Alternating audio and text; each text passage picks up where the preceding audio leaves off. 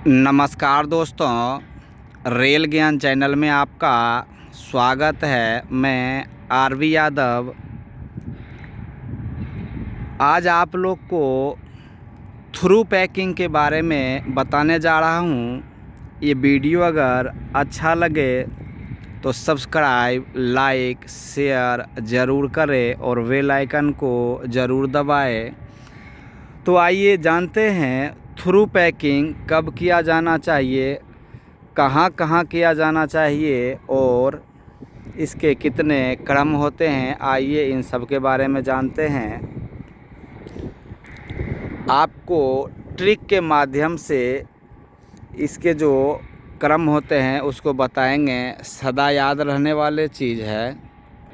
कई साथी इसको सीरियल वाइज नहीं बता पाता है, वो भूल जाता है। थ्रू पैकिंग पीआरसी स्लीपर या पीएससी स्लीपर में नहीं करना चाहिए। Through packing STO sleeper, CST9 sleeper या वुडन स्लीपर है, वहाँ किया जाता है। थ्रू पैकिंग का कार्य बरसात के बाद अपने गैंग यूनिट के एक सिरे से शुरू करते हुए दूसरे सिरे तक किया जाता है। थ्रू पैकिंग का जो 8 क्रम होता है, वो 8 क्रम को आपको एक ट्रिक के माध्यम से बता रहा हूँ। ये देखिए, खुजा, गुसिंग, पैदाब, ये 8 अक्षर का एक ट्रिक है। आप सदा याद रखिए, खुजा, गुसिंग, पैदाब। तो ये देखिए, आपको सबसे पहले बता रहा हूँ, ये लिख कर के 1 नंबर पर है खू, यानी रेल पथ की खुलाई करना। ये देखिए 2 नंबर पर है जा, रेल पथ की टूट फूट की जांच करना। आप रेल पथ सभी में लगाइए। गु, रेल पथ की गुनिया करना। सिंह माने रेल पथ की सिधाई करना। 5वां है गे, रेल पथ की गेज करना। और ये 6ठा है रेल पथ की पैकिंग करना। 7वां है द, रेल पथ की जोर की दोबारा पैकिंग करना। और ये 8 नंबर में है भय, रेल पथ की भराई और दरेसी करना। यानी खुजा, गुसिंग, पैदाब इसका ट्रिक है। तो आइए एक एक करके सभी के बारे में आपको डिस्क्राइब करते हैं। सबसे पहले है रेल पथ की खुलाई करना। ये देखिए पीआरसी स्लीपर है। यहाँ पे आपको बता रहा हूँ, ये रेल के सिरे से 450 mm तक, ये देखिए एक हम निशान लगा दिए हैं, यहाँ से यहाँ तक 450 mm है। इतनी दूर तक इसकी खुलाई किया जाता है। यानी इस गले में जो ब्लास्ट या गिट्टी मिट्टी जो भी है उसको बाहर बीच में किया जाता है। और स्लीपर के जो लास्ट बॉटम होगा वहाँ से 50 mm नीचे तक इस ब्लास्ट को खोला जाएगा। और बाहर की तरफ जो ये स्लीपर के हुरा है, यानी ये सिरे तक जो है, इस बीच की जो भी ब्लास्ट है उसको बाहर किया जाता है। और स्लीपर के बॉटम से 50 mm नीचे तक। ध्यान रहे कि ये बीच की रोड़ी जब हम खोल करके यहाँ बाहर रखें तो ये रेल की जो लेवल है इससे 50 mm से अधिक ऊंचा नहीं रहे, नहीं तो कोई ट्रेन अगर आएगी तो उस ट्रेन के बोगी से वो ब्लास्ट टकराते रहती है, तो हमें चोट भी लग सकती है। दूसरा नंबर होता है रेल पथ की टूट फूट की जांच करना। जब ये गला खुलाई किया जाता है तो इसमें कई तरह की फिटिंग्स लगी होती है। जैसे मान लीजिए ये इसका ERC है, ये कहीं टूटा मिल गया, या ये PRC है, ये टूटा हुआ रहता है। कहीं पे रेल टूटी हुई या घिसी हुई है, कहीं पे इसमें जैसे देखिए रबर पेड इसमें मिस है, ERC रबर लाइनर जो है मिस है या टूटा हुआ है, या कोई अन्य चीज़ मिल गया तो उसको टूटा हुआ चीज़ को बदल करके दूसरा नया लगाया जाता है फिटिंग्स। तीसरा क्रम होता है रेल पथ की गुनिया करना। ये देखिए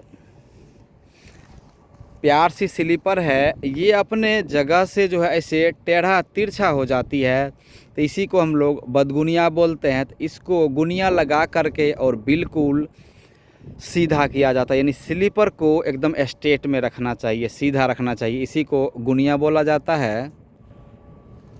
चौथा क्रम होता है रेल पथ की सिधाई करना।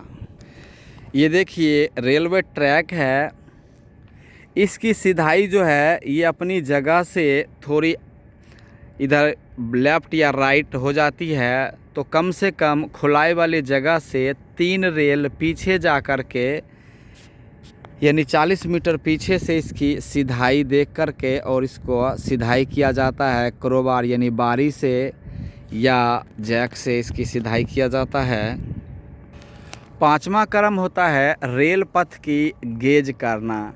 ये देखिए 2 ट्रैक के बीच की जो ये दूरी होती है ये 1676 mm होता है। इसमें जब लाइनर इसकी टूट जाती है तो इसकी जो ये गेज है वो कम हो जाता है, 1676 mm से कम या अधिक हो जाएगा। जब लाइन दोनों तरफ जो है ये इंसर्ट में छपकेगी तो इसका गेज सही किया जाता है। यानी कोई लाइनर या बिस्कुट है तो उसकी जो बीच की जो 6 mm या 8 mm जो उसकी मोटाई होती है वो टूट जाती है, तो उसको प्रॉपर लाइनर बैठाने से उसकी गेज सही हो जाता है। सीधी लाइन है तो प्लस माइनस 6 mm तक गेज सही माना जाता है, और ये इसलिए माना जाता है कि रेल की हेड है वो 6 mm तक घिस जाती है। ये जो होती है जहाँ चक्का चलती है इस साइड अंदर की भाग, ये 6 mm तक दोनों साइड घिस जाती है, इसलिए 6 mm माइनस प्लस तक जो इसको सही माना जाता है। छठा क्रम है रेल पथ की पैकिंग करना। जब इसकी गला खुलाई हो जाता है, ये अपने जगह से नीचे बैठा होता है, इसको नज़र में उठा कर के और स्लीपर के नीचे बारी से पैकिंग किया जाता है, यानी सॉलिड किया जाता है। एक तरफ नज़र में और दूसरे तरफ पारा लगा करके। और यही चीज़ अगर कर्व है, गोलाई है, तो गोलाई में नीचे की जो लाइन होता है उसको नज़र रेल मानते हैं, यानी नज़र में उठा करके, और ऊपर को जो लाइन होती है उसको गेज पारा में लेकर के जो है सही किया जाता है। उसके बाद 7वां क्रम जो होता है रेल पथ की जोड़ की दोबारा पैकिंग करना। ये देखिए रेलवे ट्रैक में ऐसे ये फ्री जोड़ है और कई वेल्डेड जोड़ होता है।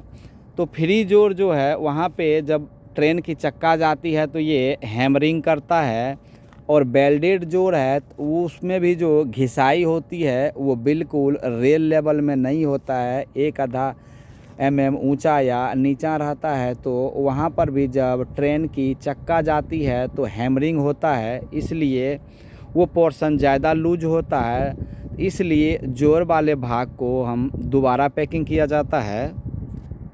और लास्ट में है रेल पथ की भराई और दरेसी करना। ये सारे क्रम जब कर लिया जाता है उसके बाद इसकी भराई और दरेसी अंत में कर दिया जाता है। जब इसकी पैकिंग कर दिया जाता है या पैकिंग करने के दौरान कोई ट्रेन आती है तो उस यूनिट की मेट या ट्रैकमैन अपने अपने काम के पास एक एक रेल दूर खड़ा रह के पैकिंग किए हुए स्लीपर की स्थिति को नज़र से देखेगा। अगर वो जंप कर रही है या हिल रही है तो उस पर निशान लगा करके इस प्यारसी को दोबारा पैकिंग किया जाता है। इसमें ध्यान रखने वाली बात यह होती है कि एक दिन में जितना काम कर लिया जाए उतने काम को ही खुलाई करना चाहिए, यानी उतनी दूर ही काम करना चाहिए जितना दूरी तक शाम के दिन छिपने तक काम कर लिया जाता है। यानी ट्रैक को जितना खुलाई कर दिया है उतना काम करना ही है। अगर नहीं होता है तो उसकी भराई कर देगा, यानी खुली हुई ये स्लीपर को नहीं छोड़ा जाता है। ये वीडियो अगर आपको अच्छा लगे तो सब्सक्राइब, लाइक, शेयर ज़रूर करें और बेल आइकन को ज़रूर दबाएं। आइए उस ट्रिक के बारे में एक बार आपको फिर बता दें। थ्रू पैकिंग के 8 क्रम होता है। उसका जो ट्रिक है खूजा गुसिंग पैदाब, यानी रेल पथ की खुलाई करना पहला क्रम है। दूसरा है रेल पथ की टूट फूट की जांच करना। तीसरा क्रम है रेल पथ की गुनिया करना। चौथा क्रम है रेल पथ की सिधाई करना। पांचवा है रेल पथ की गेज करना। छठा है रेल पथ की पैकिंग करना। सातवां है रेल पथ की जोड़ की दोबारा पैकिंग करना। और आठवां है रेल पथ की भराई दरेसी करना। धन्यवाद।